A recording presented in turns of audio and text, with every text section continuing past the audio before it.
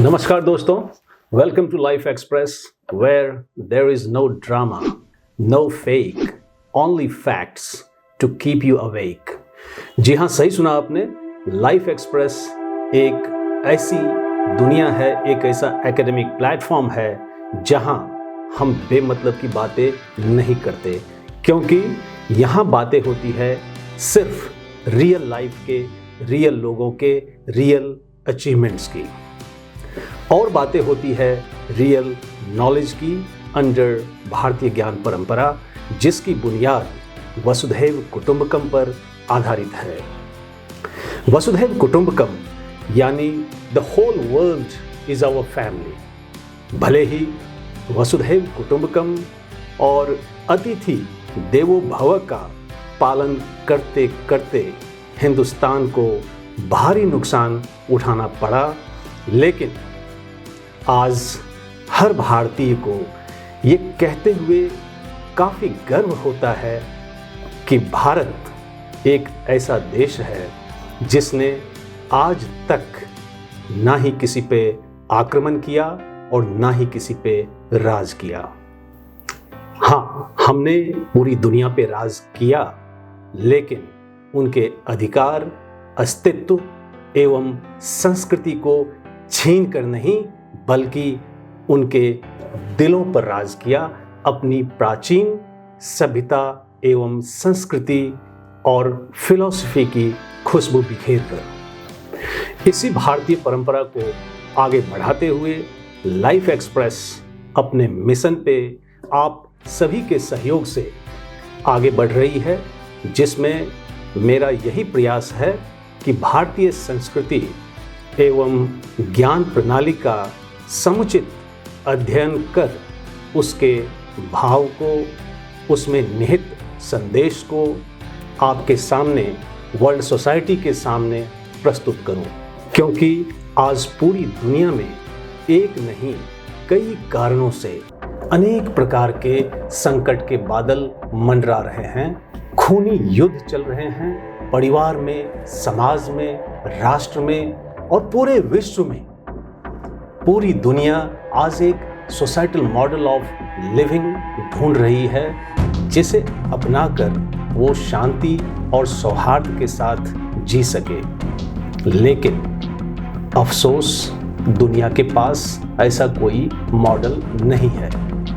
लेकिन चिंता की कोई बात नहीं है, क्योंकि भारत के पास ऐसा सोसाइटल मॉडल ऑफ लिविंग है जिसे अपनाकर हम पूरे विश्व में शांति और उन्नति का मार्ग प्रशस्त कर सकते हैं। और उसी मॉडल को हम आज भारतीय ज्ञान परंपरा के रूप में देख रहे हैं। तो चलते हैं कार्यक्रम के अगले सेगमेंट हॉल ऑफ फेम की ओर, जहां हम मिलेंगे एक ऐसी शख्सियत से जो वाकई समाज के लिए एक रियल रोल मॉडल हैं, अपने उत्कृष्ट एवं सराहनीय कार्यों के चलते। लेकिन हम में से अधिकांश लोग उनकी उपलब्धि या अचीवमेंट से आज भी बेखबर हैं।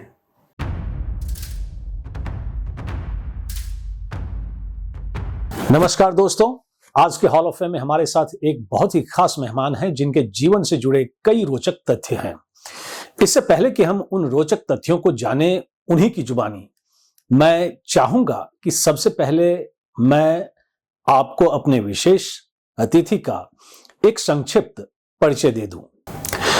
वैसे तो हमारे आज के विशेष अतिथि किसी परिचय या पहचान के मोहताज नहीं हैं, लेकिन औपचारिकता का निर्वहन करते हुए मुझे ये बताते हुए अपार हर्ष की अनुभूति हो रही है कि लाइफ एक्सप्रेस के इस हफ्ते के हॉल ऑफ फेम में हमारे साथ जो विशेष अतिथि हमारे साथ ऑनलाइन जुड़े हैं, वे हैं doctor Rajiv Sharma ji, a retired IAS officer under government of India. Doctor Sharma का जन्म 2 जुलाई 1961 को उत्तर प्रदेश की राजधानी लखनऊ के एक सामान्य पर शिक्षित परिवार में हुआ था। बचपन से ही अपनी विलक्षण प्रतिभा एवं उत्कृष्ट कार्यों के बदौलत उन्होंने समाज में अपनी एक अलग पहचान बना ली थी। यदि हम उनके शैक्षणिक जीवन पर प्रकाश डालें तो हम पाते हैं कि उन्होंने अपनी प्रारंभिक, माध्यमिक तथा उच्च शिक्षा अव्वल दर्जे से सफलतापूर्वक पूरी की। Talking of his academic journey, we find Dr. Sharma did two master programs. First was MSc in Botany with gold medal from Kanpur University in 1981, and the second was MA in Sociology, again with gold medal from the same institution. In addition, he also did his PG diploma in Ecology and Environment in 2003. More importantly, he did his PhD from Singhania University on role and relevance of yoga in curing lifestyle ailments and promoting holistic health. Dr. Sharma joined State Civil Services in August 1984 and worked in the cadre till August 2014 in various capacities as Sub-Divisional Magistrate, City Magistrate, Additional District Magistrate, Chief Development Officer, Secretary Development Authority, Municipal Commissioner, General Manager, Provincial Dairy Federation, Additional Commissioner, Joint Secretary in UP Secretariat, etc. Thereafter, he was promoted to IS cadre in August 2014, and he held several important positions like Additional Commissioner Kanpur, DM Collector Muzaffarnagar, and Special Secretary Urban Development, Labour and PWD. He has also been the member of Revenue Board, Lucknow, UP. In his more than 3 decades administrative services, Dr. Sharma made a mark by undertaking several innovative projects and accomplished them with flying colors. For example, 3,500 hectares of land was distributed during his SDM's tenure.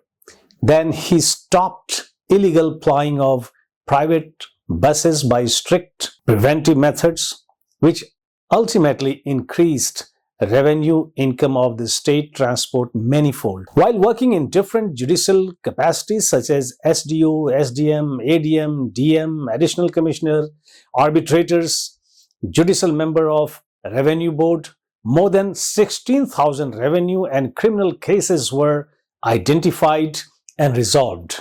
He was deployed more than 10 times as a general election observer in different legislative and assembly elections in various states. And I should not forget to add that Dr. Sharma has been felicitated by prestigious awards and recognitions for his monumental contributions to Indian administration and society at large. Dr. Sharma has also published several research papers in national and international journals of high repute. Thus, there are so many accolades and achievements to his name, and to know more about Dr. Sharma, I shall take you to him on our online platform where he has already joined. And pleasure is solely mine in welcoming one and only the great icon of Indian administrative services, Dr. Rajiv Sharma ji. Namaskar, sir. Namaskar, namaskar, Dr. Saab, namaskar, namaskar. So first of all, on behalf of my entire Life Express team and on behalf of my intellectual viewers, I extend a very warm welcome and sincere gratitude to you for your gracious presence in Life Express. Thank you very much. Thank you, Dr. Saab. Sir, as we know from your rich profile that you are a retired IS officer who served Indian administration for almost 4 decades in highly responsible and dignified positions. चूंकि IS बनना अपने आप में एक बहुत बड़ा सपना होता है किसी भी भारतीय के लिए, तो आज की वार्ता को शुरू करते हुए सबसे पहले हम आपसे ये जानना चाहेंगे कि कैसे हुआ ये सब, क्या था या कौन थे जिनके प्रेरणा से आपका आकर्षण एक IS ऑफिसर बनने की ओर हुआ, क्या है आपके जीवन के ड्राइविंग फोर्स या गाइडिंग प्रिंसिपल्स, साथ में हो सके तो अपने जीवन के 2 अविस्मरणीय पल भी हमारे साथ साझा करें, जो कि आज के युवा पीढ़ी के लिए प्रेरणादायी हो। Over to you sir. जी। थैंक यू डॉक्टर साहब, बड़ा अच्छा सवाल आपने किया हुआ है। देखिए, जब हम पढ़ा करते थे ग्रेजुएशन में, पोस्ट ग्रेजुएशन में, तो बाहर निकल के बड़ा अजीब सी चीजें दिखाई देती थी। कहीं लोग परेशानी उठा रहे हैं, कोर्ट कचहरी की तरफ जाओ तो वहां भीड़ लगी रहती है, एनक्रोचमेंट है। ऐसा लगता था सब जगह कुछ ठीक नहीं हो रहा। तो सोचा कि इसको कैसे ठीक किया जा सकता है। तो ठीक करने का एक तरीका ये हुआ कि अगर हम किसी पोजीशन में पहुंच जाते हैं तो वहां रह के काम किया जा सकता है, कुछ काम करें। राइट। उसी समय हमको एक किताब है पीटर ब्लैंचार्ड की, उसको मिल गई थी, वो हमने पढ़ा। उसमें मॉडल ऑफ सर्व दिया गया, SERV, वो पढ़ा। इसके अतिरिक्त एक सबसे बड़ी चीज ये थी कि हमको करना क्या है, ये हमारा पहले से डिसाइड, टारगेट हमारा फिक्स था। कानपुर में रह के हम पढ़ते थे और हमको अपने जो आपके जो स्टूडेंट्स उनके लिए कहना है, कानपुर में कोई सिलेक्शन होता नहीं था, बहुत कम होते थे लोग, इलाहाबाद दिल्ली जाते थे, हम वहां पढ़ते रहते थे। पढ़ते समय हमको लोग पागल कहा करते थे कि पागल की तरह पढ़ रहा है कोई, जो है यहाँ से कोई सफल हुआ है, कोई एग्जाम क्वालिफाई किया किसी ने यहाँ पे। तो हमें खराब तो लगता था, लेकिन हम उनका प्रतिवाद नहीं करते थे, लेकिन हम पढ़ते रहते थे। और जब हम 21 साल के हुए, पहली बार एग्जाम दिया और पहली बार में मेरा सिलेक्शन हो गया। वाह। सबसे अच्छी चीज रही। तो जो हम चाहते थे वो हमको मिल गया। तो अब हम बाद में हमको पता लगा कि पागल अगर किसी को कहा जाता है तो वो खराब नहीं है। पागल का मतलब वो होता है कि आप अपने टारगेट के प्रति इतने कमिटेड हैं कि आप उस टारगेट के अलावा और कुछ काम कर ही नहीं रहे, सब कुछ आप भूल चुके हैं। मतलब तो जब पैशनेट होना बहुत जरूरी है। पैशनेट होना, बस। तो भले जब आपको पागल लोग कहने लगे तो इसका मतलब यह आप अपने सफलता के बहुत नजदीक पहुंच गया। तो ये सारी चीजें थी। और फिर दूसरा सर्विस भी थी उस समय, जो सर्विस हम तो रिसर्च करना चाहते थे। कनाडा में हमने अप्लाई भी किया था, हमको स्कॉलरशिप भी कुछ मिल गई थी। Meanwhile I got selected here, तो वहां पे हमने छोड़ देना पड़ा। लेकिन फिर भी यहाँ पे हम रहे करीब 37 ईयर्स, हमारा 38 ईयर्स के आसपास का कार्यकाल रहा। और उसमें हम संतुष्ट हैं। हालांकि उतना नहीं कर पाए जितना करना चाहिए था, लेकिन जितना कर पाए हैं उससे हम बिल्कुल पूरी तरीके से संतुष्ट हैं। बहुत अच्छा। और इसके बाद जो है हम नौकरी शुरू हो गई, 22 साल के थे, सिलेक्शन हो गया। डिफरेंट पोस्टिंग्स होती रही, अपना जीवन चलता रहा। तो ये कुछ चीजें थी जिसकी वजह से हम सर्विस में आ गए। गाइडिंग फैक्टर वो ही रहा, sir, SARVE, sir. Great great great, बहुत अच्छा। So thank you sir for your motivational remarks. बहुत ही मतलब मैं समझता हूँ सहजता से आपने अपनी बात रखी कि one has to be passionate enough to reach his और हर टारगेट। बहुत बड़ी बात आपने कही। Well, moving further, I shall take you to your core profession, that is Indian administrative services. 3 दशक से ज्यादा समय तक अपनी प्रशासनिक सेवा देने के बाद, how do you define administration? क्या है एक आदर्श प्रशासन की आदर्श परिभाषा आपके लिए? और थोड़ा भारतीय ज्ञान परंपरा के दृष्टिकोण से भी हम एडमिनिस्ट्रेशन को समझना चाहेंगे कि एक आदर्श प्रशासन का क्या एक आदर्श स्वरूप क्या होता है? जी। एक्चुअली हम लोग श्रीलंका गए हुए थे। वहां पर Sri Lanka institute of development studies करके है, इंस्टीट्यूट है। वहां पर हम लोगों की ट्रेनिंग हुई। तो वहां के जो डायरेक्टर साहब थे, उन्होंने एक बड़ी अच्छी चीज कही थी, जो हम लोगों के लिए तो, हमारे लिए तो बिल्कुल नहीं थी। उन्होंने ये कहा था, ये ऑफिस आपका किसके लिए है? Office, your office is for home. तो सबने कहा हम जाते हैं, वहां बैठते हैं, काम करते हैं। उन्होंने कहा नो, ये आपका ऑफिस जो है आम आदमी के लिए है, आपके लिए बिल्कुल नहीं है। आप वहां बैठते हैं, आपको वहां आम आदमी को जो सुविधाएं होती चाहिए वो आपको देना चाहिए। और ये ऑफिस पूरा का पूरा आम आदमी के लिए। आम आदमी को आप बुलाइए, आम आदमी को आने में वहां कोई बाधा नहीं होनी चाहिए। ये हमें बड़ा अच्छा लगा उनका बात। उसके बाद से हमने अपने को चेंज किया। पहले भी आम आदमी से हमारी कोई दूरी नहीं थी, और भी चेंज किया। आम आदमी से बुलाया गया, उनसे इंटरेक्ट किया गया। और एडमिनिस्ट्रेशन पूरा का पूरा विश्वास का होता है। Administration is nothing but faith. आपका फेथ अगर आपका है जनता के प्रति, जनता का आप में फेथ है, तो आप हमेशा सफल रहेंगे।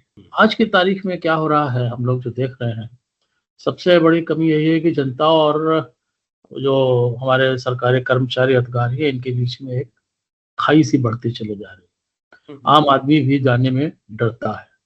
आप थाने में आसानी से जा सकते हैं, हम्म, आप तहसील में आसानी से जा सकते हैं, या किसी हम्म, और बड़े ऑफिस में आप आसानी से जा सकते हैं। जाने कहाँ-कहाँ पास लेना पड़ता है, क्या लेना पड़ता है, क्या नहीं हम्म, करना पड़ता, तब जाके आप पहुँच पाते हैं। मुश्किल से hmm, for interview of few minutes. तो ये हम्म, चीज़ें जो है जब तक हमें ये आइडियल स्थिति को अच्छी नहीं बताती हैं, ये खत्म हो जाए तो निश्चय ही आइडियल हमारा हो जाएगा। जनता आए, जो भी मुसीबत, पहली बात तो जनता को आना ही नहीं चाहिए। क्यों आए? हम्म, अगर आती भी है तो हम उसकी समस्या का हल करें, समाधान करें, उसको हमारे ऊपर विश्वास हो, वो आसानी से हमारे पास आ सके, हमसे मिल सके, उसको कोई झिझक ना हो हमारी बात से बात कहने में। ये हम्म, एडमिनिस्ट्रेशन जिस दिन आएगा वही सबसे अच्छा कहा जाएगा, और बहुत इसी को सुंदर, लाने के लिए हम लोगों को प्रयास करना चाहिए। बहुत अच्छा, बहुत अच्छा. So, added to your clear and insightful explanation on different dimensions of administration, my next question is somewhat critical.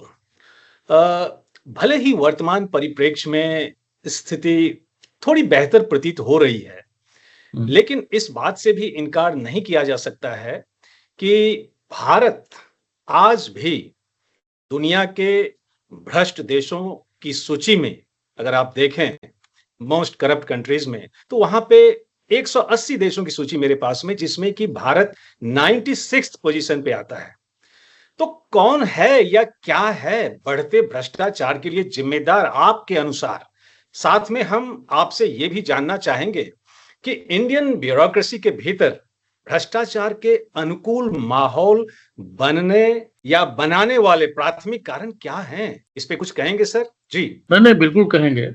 Actually भ्रष्टाचार जो है ये एक बहुत बड़ी प्रॉब्लम है, इसमें कोई डाउट नहीं है, और जिस समाज में, जिस सिस्टम में भ्रष्टाचार आ जाए वो कभी नहीं पनप सकता।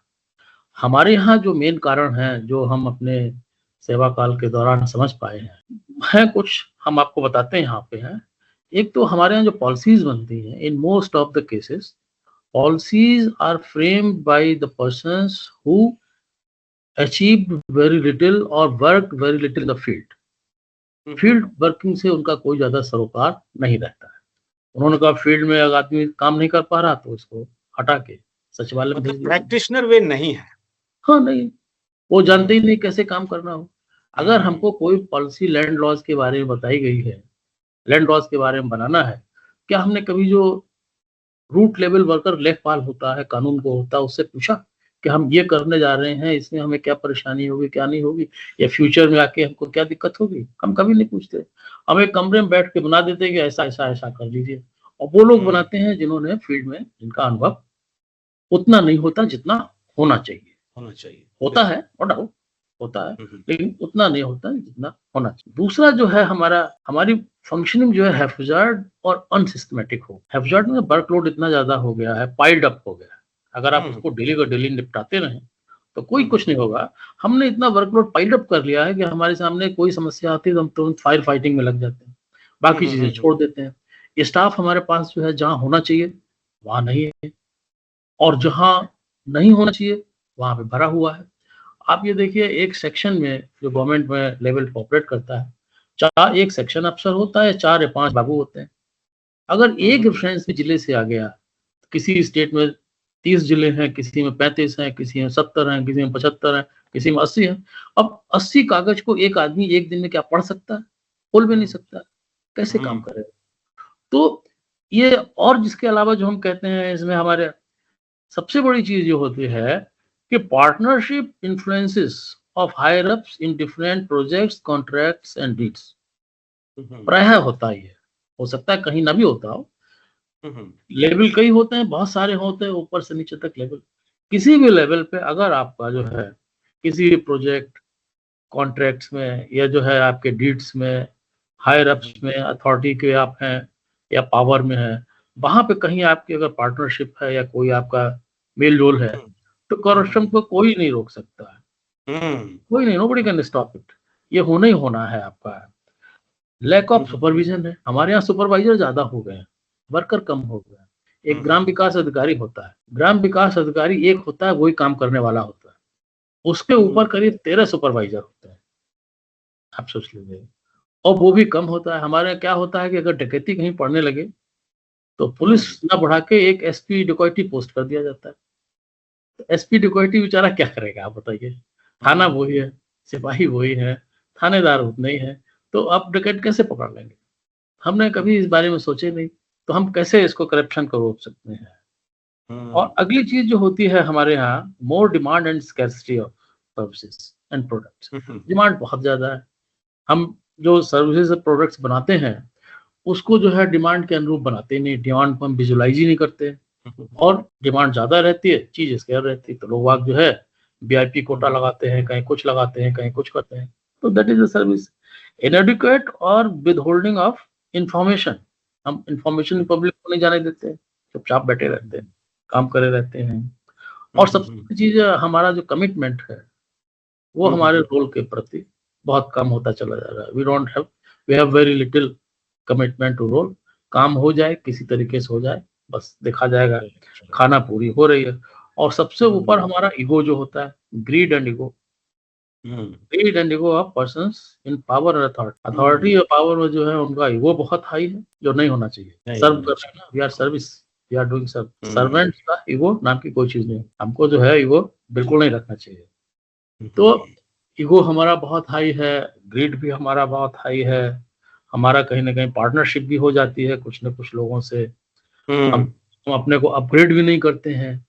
मतलब एक बार हमारा सिलेक्शन हो गया तो हम समझ लेते हैं नाउ फेयरवेल टू बुक्स, लेकिन असली पढ़ाई तो तभी होती है, वी नेवर अपग्रेड आवरसेल्व्स।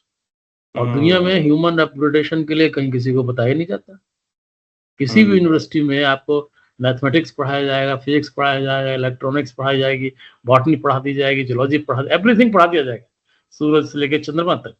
लेकिन आपको कैसे अपने को अपग्रेड करना है, आपको अपने को कैसे पॉलिश करना है, आपको अपने को कैसे जो है इस समाज में चलने लायक बनना है, ये कहीं नहीं बताया जाता। तो इसलिए these are the few things. हम लोग जो है करप्शन को कितना भी चाहें, लेकिन वो दूर करना हो रहा है, दूर धीरे धीरे होगा। और भय से कोई चीज नहीं जाती है। इसे क्रिएट करके भय करा के हम कोई काम करा लें तो वो जब तक भय रहेगा तभी तक रहेगा, उसके बाद से जो है और ज्यादा हो जाता है।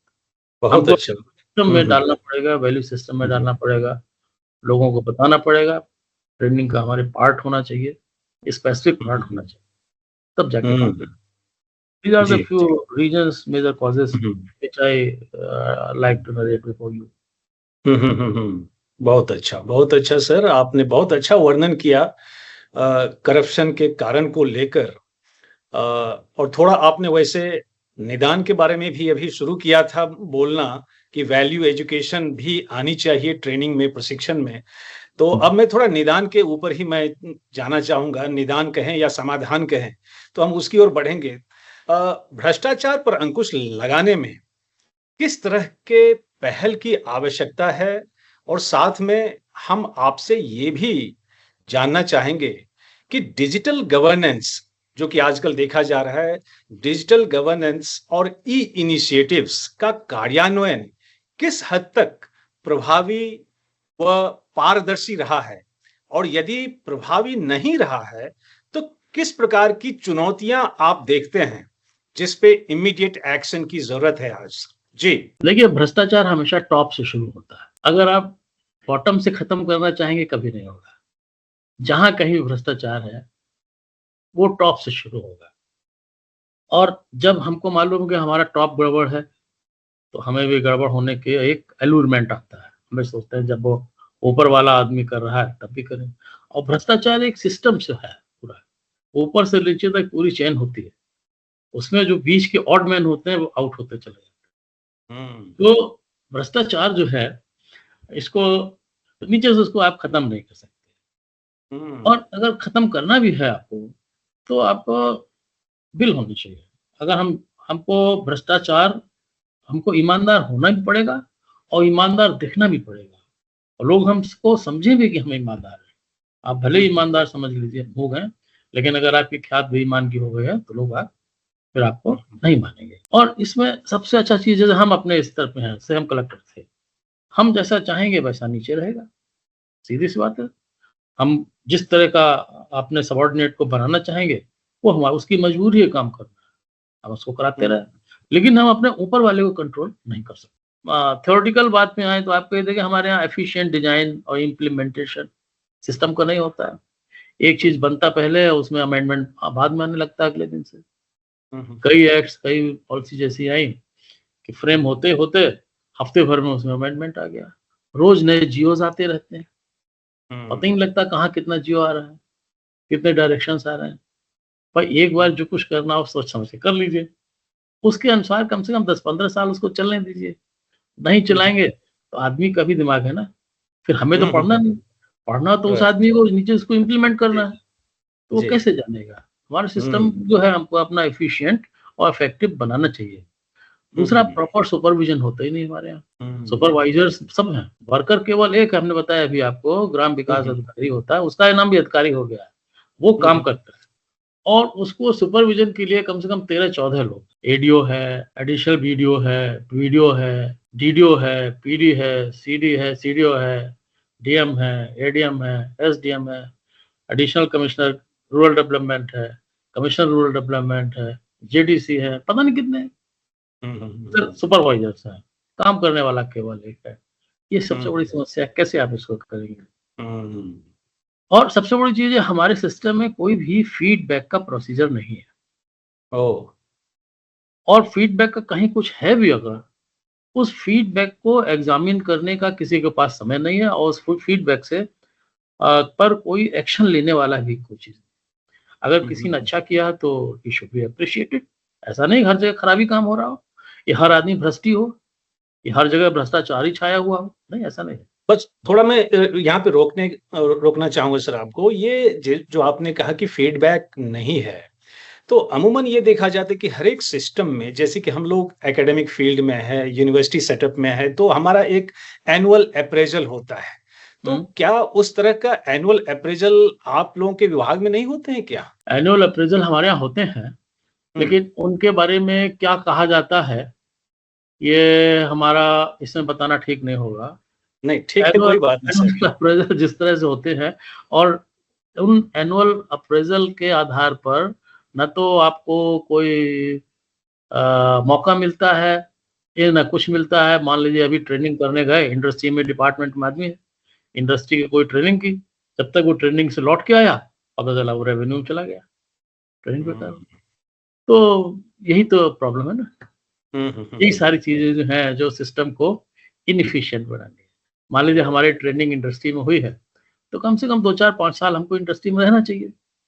जब तक हम ट्रेनिंग लौट के आए 6 महीने के बाद पता चला इंडस्ट्री की बजाय हम चले गए फॉरेस्ट में, फॉरेस्ट से चले गए रेवेन्यू में, रेवेन्यू से चले गए इसमें आप डेवलपमेंट में, तो उस ट्रेनिंग का क्या महत्व रहा। और जहां तक आपने कहा है कि ई गवर्नेंस जो है, निश्चय ही दे आर डूइंग ग्रेट। आप देखिए हमारे यहाँ यूपी में सबसे पहले ई गवर्नेंस शुरू हुई थी ट्रेजरी में, 98-99 में ट्रेजरी में ई गवर्नेंस का काम शुरू हुआ था। आज की तारीख में हमारी पूरी ट्रेजरीज जो है, स्टेट ट्रेजरीज, बड़ी इफिशिएंटली काम कर रही है। ई फाइलिंग सिस्टम अभी हमारे यहाँ 2-3 साल से शुरू हुआ है। अब फाइल कोई दबा नहीं सकता, फाइल पूरा का पूरा होगा, सारी चीजें। लेकिन इसके साथ तो ये है ना, एक चीज और भी है, इसके पीछे जो आदमी बैठा है वो कौन है, मस्ट डिपेंड ऑन दैट। अब तत्काल में आपको टिकट नहीं मिलता है, ई सिस्टम है। ई सिस्टम के बाद भी जो आदमी वहां बैठा, इतने एग्जाम्स होते हैं, इतनों में आपने देखा है सब कुछ हो रहा है, ई हो रहा है, ई एग्जामिनेशन हो रहा है, सब कुछ हो रहा है, लेकिन फिर भी उसमें जो है गड़बड़ होती है। हाल में आपने पिछले साल सुना होगा, देखा होगा। बिल्कुल सही कह रहे हैं। तो कोई भी सिस्टम हो, चाहे ई गवर्नमेंट हो, चाहे ई सिस्टम हो, चाहे मैनुअल सिस्टम हो, जब तक उसके पीछे जो आदमी बैठा है उसकी नीयत साफ नहीं होगी, कोई भी सिस्टम कुछ कर नहीं सकता। मतलब क्या करेगा, बहुत बढ़िया सिस्टम तो वो है आपका। और चैलेंजेस जो आप पूछ रहे हैं हमसे, व्हाट आर द चैलेंजेस, आपने भी पूछा था ना। जी, तो जी। एक तो इस सिस्टम में बहुत सारे चैलेंजेस हैं। एक तो हमारे यहाँ फ्रीक्वेंट चेंजेस होते हैं, rules, regulations, procedures, formats, forms. हर एक आदमी आता है, वो अपना एक फॉर्मेट बना के दे देता है, इस पर हमको इन्फॉर्मेशन दे दो, पीछे की चीज देखता ही नहीं। तब ई गवर्नेंस जब आती है तो उसमें स्टेबिलिटी होनी चाहिए ना। एक सिस्टम आपने बनाया है, एक फॉर्म बनाया है, एक प्रोसीजर बनाया है, उसको आप रखिए। मानिए हर आदमी नया फॉर्म बनाता है, हर आदमी जिस भी मीटिंग में आप जाते होंगे, आपका नाम लिखाया जाता है, एड्रेस लिखाया जाता है, मोबाइल नंबर लिखाया जाता है, ईमेल एड्रेस लिखाया जाता है। ये तो आपका पहले से ही मौजूद है, आप क्यों उसको बार बार दिखा रहे हैं। डिजिटल लिटरेसी हमारे यहाँ नहीं है। डिजिटल लिटरेसी जो है, आप मोबाइल तो चलाना अलग बात है, लेकिन जी, अभी भी डिजिटल लिटरेसी जो है, वी आर वेरी पुअर। और बिल्कुल। सबसे बड़ी चीज अभी हमारे पास जो है, डिजिटल भी हो रहा है और मैनुअल भी हो रहा है। तो जो हुँ, आदमी हुँ। कर रहा है उसमें डबल वर्क जा रहा है। जब आप हुँ, डिजिटल करा हुँ। रहे हैं तो मैनुअल छोड़ दीजिए भाई, आपको डिजिटल हुँ, में भरोसा ही नहीं है, आप डिजिटल भरोसा करिए। तो और हुँ, एक और सबसे बड़ी चीज आ रही है, जो आपके में है, एज है, पॉपुलेशन है 70 प्लस की, उनको हुँ, डिजिटल करने में दिक्कत आती है। बिल्कुल। हुँ, हुँ। उनको कैसे आप देखेंगे? तो कुल सही। मिलाकर सिस्टम चाहे डिजिटल हो चाहे मैनुअल हो, असली बात वही होती है कि जो आदमी कौन उसके पीछे बैठा। हुँ, अगर आदमी ठीक नहीं है, तो उसमें मैनिपुलेशन संभव है और इसमें हुँ, मैनिपुलेशन संभव है। कोई भी चीज़ बहुत जो है अच्छा। आपका हुँ, फेयर, सिस्टम हुँ, फेयर हुँ, नहीं हुँ, होता है, सिस्टम के पीछे हुँ, जो हुँ, हुँ, आदमी हुँ। होता है, वो उसको फेयर या अनफेयर बना देता है। बहुत अच्छा सर, समय की थोड़ी मर्यादा है इसलिए मैं अंत में 2 सवाल आपसे करना चाहूँगा हाँ, हाँ। क्योंकि अब 15 मिनट बचे हैं हुँ, हुँ। हमारे इंटरैक्शन के लिए। So hmm, further hmm. To your reflection on administration and governance मैं थोड़ा शिक्षा की तरफ जाना चाहूँगा क्योंकि आप के अंदर एक शिक्षाविद भी मैं देखता हूँ। खासकर जिस प्रकार के शोध पत्र आपके प्रकाशित हुए हैं, राष्ट्रीय एवं अंतर्राष्ट्रीय जर्नल्स में। मेरा प्रश्न यहाँ ये है कि do you see India becoming a global guru और knowledge super power with the help of current education policy? भले ही एनईपी 2020 में भारत को विश्व गुरु बनाने की बात की गई है, लेकिन एक बहुत बड़ा विरोधाभास देखने को मिलता है क्योंकि एक तरफ आप गुरुकुल मॉडल ऑफ एजुकेशन की बात करते हैं, भारतीय दर्शन की बात करते हैं, वैदिक परंपरा की बात करते हैं, लेकिन दूसरी तरफ आप ही वेस्ट के बेस्ट प्रैक्टिसेस को फॉलो कर रहे हैं। वही करिकुलम आज भी हम फॉलो कर रहे हैं। तो यदि आप मानते हैं कि हम वर्तमान शिक्षा नीति के बदौलत फिर से विश्व गुरु बन सकते हैं, तो कैसे? और यदि नहीं बन सकते हैं, तो क्यों? इस पे थोड़ा प्रकाश डालें सर, संक्षेप में। जी। देखिए, हर गवर्नमेंट अपना न्यू एजुकेशन पॉलिसी लेके आती है। हम लोग जब कॉम्पिटिशन की तैयारी कर रहे थे 83-84 में, तब राजीव गांधी के समय पे न्यू एजुकेशन पॉलिसी आई थी। उसको हम लोगों ने पढ़ा था। फिर जब शायद और प्राइम मिनिस्टर आए, उन्होंने भी लाए, नरसिंहा राव जी भी लाए। सब लोग अपना न्यू एजुकेशन पॉलिसी लाते हैं। इस बार भी कोई आई है। तो इसका जवाब तो कोई शिक्षाविद ही दे सकता है। हम तो शिक्षाविद हैं नहीं और न ही मैंने पढ़ी हुई है। लेकिन इतना हम जानते हैं, प्राचीन जो गुरुकुल परंपरा थी, उसकी जो शिक्षा दी जाती थी, उसकी 2 खासियतें होती थी। एक तो शिक्षा वो कहानियों के रूप में होती थी, कथाओं के रूप में होती थी। कथाओं के रूप में जो का शिक्षा दी जाती थी, वो हमें हमेशा के लिए परमानेंट हो जाती थी, वो कभी भूलते नहीं थे। दूसरा वो कविता के रूप में होती थी, श्लोकों के रूप में होती थी। श्लोक हमारे फॉर्मूले होते थे, छोटे-छोटे उन्होंने फॉर्मूले बना दिए। अब उस पे आप चिंतन करते रहिए, मनन करते रहिए, याद हो गए वो, मनन करते रहिए, आगे बढ़ते रहिए, ज्ञान आगे बढ़ता रहता था। अब प्रश्न ये है कि हम चाहते क्या हैं? इस शिक्षा नीति का हुँ, विश्व गुरु बनना ही अगर हमारा केवल एक उद्देश्य है, हमारा उद्देश्य मानव बनना है या विश्व गुरु बनना है? शिक्षा हुँ, तो मानव बनाती है ना, विश्व गुरु थोड़ी ना बनाती है। हुँ, तो आप विश्व गुरु बनने से क्या चाहते हैं आप? विश्व गुरु बनने का क्या मतलब है आपको? आपका कोई चेला हो तब तो आप गुरु होंगे। जब कोई आप वो जो है चेला ही नहीं आपका है, तो आप गुरु कैसे हो जाएँगे? नंबर 1, नंबर 2, आपको शिक्षा का उद्देश्य तो मानव बनाना होता है, गुरु और चेला बनाना नहीं होता है, जहाँ तक हमारी जानकारी है। हुँ, आप हुँ, क्या हुँ, करना चाहते हैं, जहाँ तक हमने सुना, आई ओवरहर्ड ओनली कि शायद 10th तक एग्ज़ाम कोई नहीं होगा, like that. I do not know, आप ज़्यादा जानते होंगे इस बारे में। अभी तक तो हम लोग जब पढ़ते थे, तो एक एग्ज़ाम कक्षा 5 में होता था, बोर्ड का, फिर एक कक्षा 8 में होता था, फिर कक्षा 10 में होता था, फिर कक्षा 12 में होता था हुँ, और हमने पोस्ट ग्रेजुएशन 20 साल में कर दिया। हुँ, आज की हुँ, तारीख में बच्चा जो है वो 23 साल, 24 साल तक जो है पोस्ट ग्रेजुएशन कर पाएगा। तो हुँ, अब पता नहीं, हो सकता वो प्रणाली गलत रही हो, ये अच्छी जी, रही हो, ये मान लिया गया है कि हम जो जी, काम जी। 20 साल में, 18 साल में कर सकते हैं, वो 24 साल में करें। या हुँ, फिर हुँ, जो है कंटेंट हमारा क्या है। लेकिन हमें बड़ा कष्ट हुआ देख के, अभी हम एक कॉलेज में गए थे, डिग्री कॉलेज में, वहाँ हुँ, हुँ, पर स्टूडेंट्स की कॉपियाँ जाँची जा रही। हुँ, हुँ, तो हुँ, उस कॉपियों में बिल्कुल ऑब्जेक्टिव टाइप के सवाल-जवाब थे और उनमें टिक कर रहे तो नंबर दे रहे थे। हुँ, तो हुँ, हमने कहा अगर ये ऑब्जेक्टिव टाइप से एग्ज़ाम होने लगा, तो ग्रेजुएशन में तो फिर लिखना-पढ़ना उसका लड़के का बंद है। ना तो वो हुँ, कुछ जानेगा, भाषा, कम्प्रिहेंशन, ना कुछ, ना कुछ। और उसको टिक लगा के अपना पास हो गया। तो ये किस तरह का आगे जाके काम करेगा? तो वहाँ कोई जवाब नहीं दे पाया। खैर एनीवे गवर्नमेंट की पॉलिसी है, उन्होंने कहा कि नहीं आप 20 के बजाय 24 साल में आपको पोस्ट ग्रेजुएट होना है। ठीक है भाई, तो इसमें हम लोग कुछ कर नहीं सकते। Correct correct.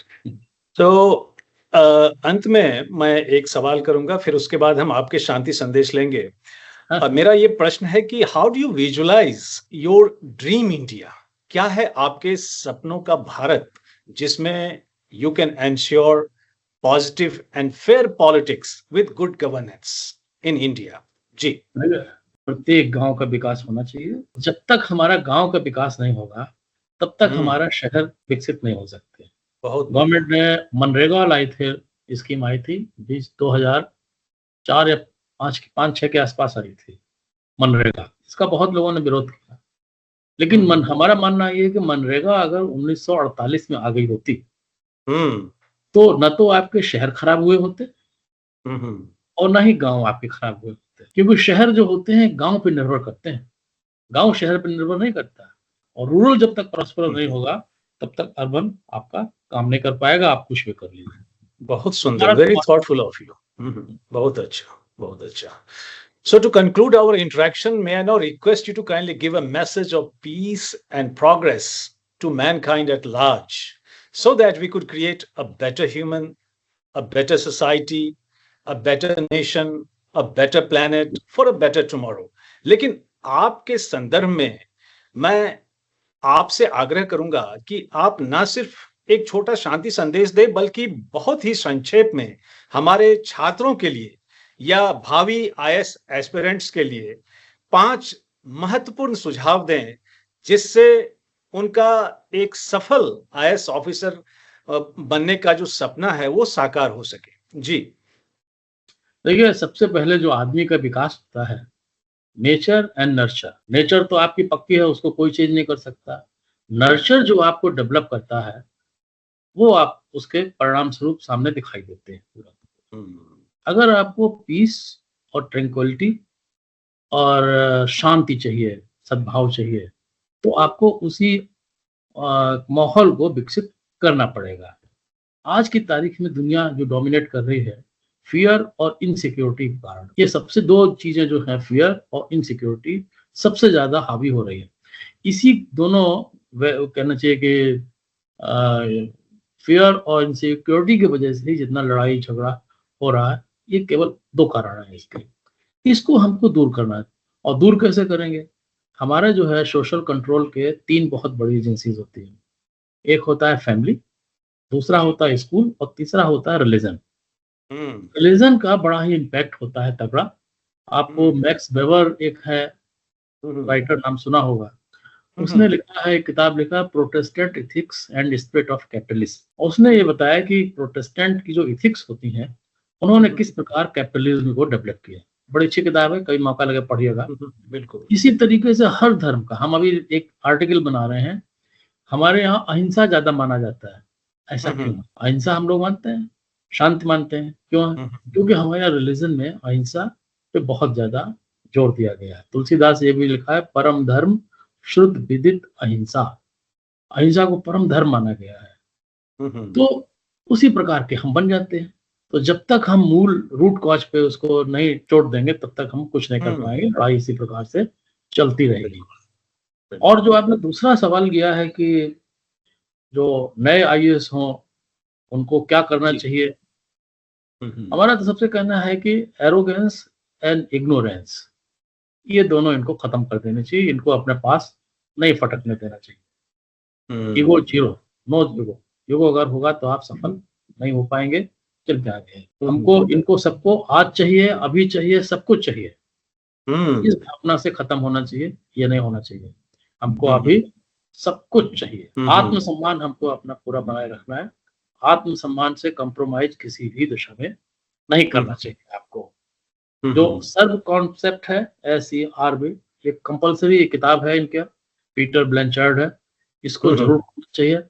इसको जो है ये बहुत ही आपको फायदा करेगी, बहुत ही आपके अपग्रेडेशन में आपको फायदा देगी। हमेशा अपने को अपग्रेड करते रहना चाहिए। अगर आप अपग्रेड नहीं करेंगे तो आप डाउनग्रेड हो जाएंगे, और डाउनग्रेड हो जाएंगे तो फिर आप ऑब्सलीट हो जाएंगे, कहीं के आप नहीं रहेंगे। आपका अपना मॉडल ढूंढिए, आदर्श, कैसे आप बनना चाहते हैं। कोई हमारा आइडियल है, पूछिए किसी से, कैसे आप बनना चाहते हैं। बहुत कम लोगों का आइडियल होगा। आप अपना आइडियल छाटिए, अपने टारगेट के अनुसार और आइडियल छाट के कोशिश करिए उसी जैसे बनना। उससे मुलाकात करिए, उसकी बातें सुनिए, उससे बात करिए, और आम जन का विश्वास जो है अर्जित करना बहुत जरूरी है। अगर आप में रहना चाहते हैं और आम जन का विश्वास आपने खो दिया, तो भले ही आप कुर्सी पे बने रहें, लेकिन वो बात नहीं आएगी। अपना जो है समय खराब करेंगे, कोई फ्रूटफुल चीज आप नहीं कर पाएंगे। तो ये सारी चीजें थी जो आईएएस हो गए हैं उनके लिए। जी जी और जो नहीं हो पाए हैं, ट्राई कर रहे हैं, उनके लिए फिर किसी दिन हम लोग जब बैठेंगे। बिल्कुल बिल्कुल, बहुत ही अच्छा लगा सर। कि एंड वी आर इमेंसली, जी, पागल कैसे बना जाता है ये बताया जाएगा। जी जी। So we are immensely grateful to you, sir, for your scholarly presence with us today.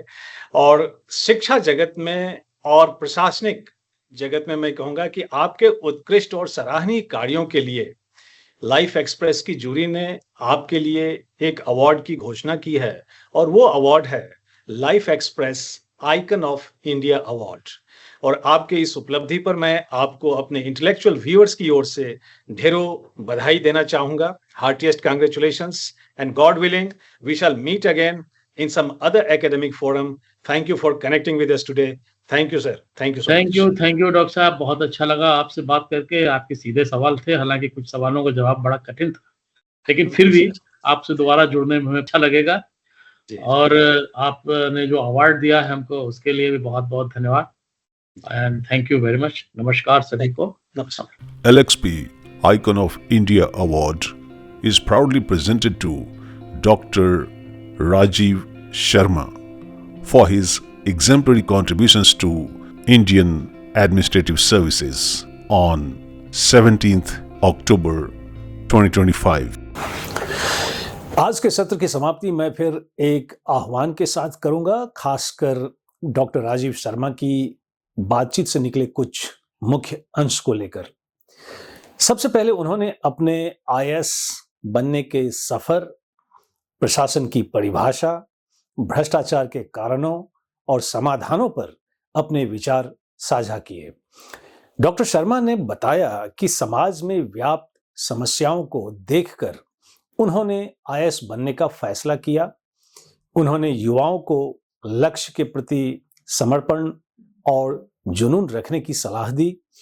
फिर उन्होंने प्रशासन को जनता के प्रति विश्वास पर आधारित बताया। उनका मानना है कि आदर्श प्रशासन में जनता को सरकारी कार्यालयों में आसानी से पहुंच होनी चाहिए और उनकी समस्याओं का त्वरित समाधान होना चाहिए। डॉक्टर शर्मा ने भ्रष्टाचार के कई कारणों का उल्लेख किया, जैसे अनुभवहीन लोगों द्वारा नीति निर्माण, असंगठित कार्य प्रणाली, अधिक वर्कलोड, उच्च अधिकारियों का प्रभाव, सही निगरानी की कमी, सेवाओं और उत्पादों में कमी, कम प्रतिबद्धता, अहंकार और लालच। उन्होंने भ्रष्टाचार को रोकने के लिए मूल्यों पर आधारित शिक्षा, प्रशिक्षण, पारदर्शिता और जवाबदेही पर जोर दिया। उन्होंने कहा कि भ्रष्टाचार हमेशा ऊपर से शुरू होता है और इसे नीचे से खत्म नहीं किया जा सकता। उन्होंने डिजिटल गवर्नेंस की सराहना की, लेकिन साथ ही इसकी चुनौतियों जैसे बार बार बदलाव, डिजिटल साक्षरता की कमी, महंगे हार्डवेयर और डिजिटल और मैनुअल दोनों प्रणालियों के समानांतर चलने की समस्याओं पर भी प्रकाश डाला। उन्होंने प्राचीन गुरुकुल प्रणाली की प्रभावशीलता पर जोर दिया। उनका मानना है कि शिक्षा का उद्देश्य मानव निर्माण है। उन्होंने अपने सपनों के भारत के लिए गांधी जी के आदर्शों के अनुरूप ग्रामीण विकास और आत्मनिर्भरता पर बल दिया। साथ ही उन्होंने मनरेगा को एक बेहतरीन योजना बताया। उन्होंने छात्रों को अहंकार और अज्ञानता से दूर रहने, आत्मसम्मान बनाए रखने, लगातार खुद को अपग्रेड करने और एक आदर्श चुनकर उसके अनुसार खुद को ढालने की सलाह दी। साथ ही जनता का विश्वास अर्जित करने पर जोर दिया। उन्होंने शांति और प्रगति का संदेश देते हुए भय और असुरक्षा को दूर करने की आवश्यकता पर बल दिया। With those deliberations of doctor Rajiv Sharma ji we close this episode और मिलते हैं अगले एपिसोड में समाज के एक और रोल मॉडल के साथ। Till then enjoy your time meaningfully और हाँ, अपना और अपनों का भी ख्याल रखें। जय हिंद।